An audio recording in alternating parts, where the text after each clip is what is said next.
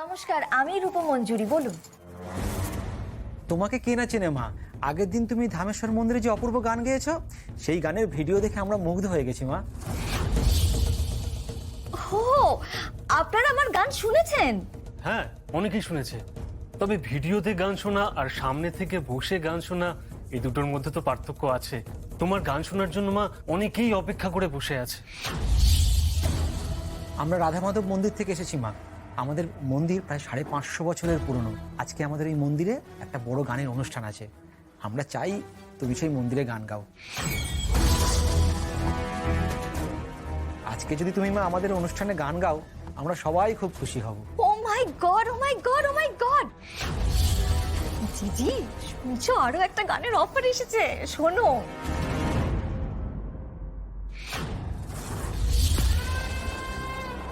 মা, তুমি যদি আজ আমাদের মন্দিরের অনুষ্ঠানে গান গাও তাহলে খুব ভালো হয়।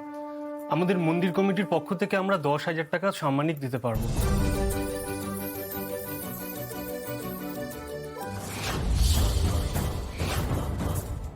জানি সাম্মানিকটা খুবই কম, কিন্তু আমাদের পক্ষে এইটুকু দেওয়াই সম্ভব। 10,000 টাকা অনলি একটা শো?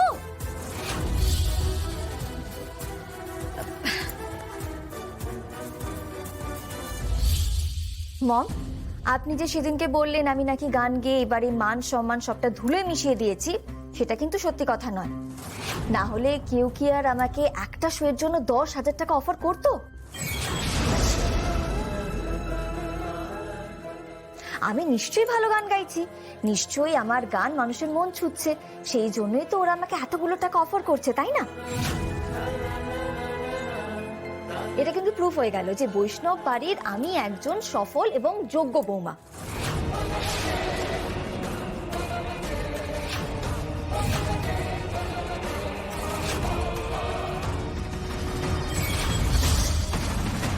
বলছি আপনারা চিন্তা করবেন না, আমি আজকে গান গাইতে যাব, প্রমিস।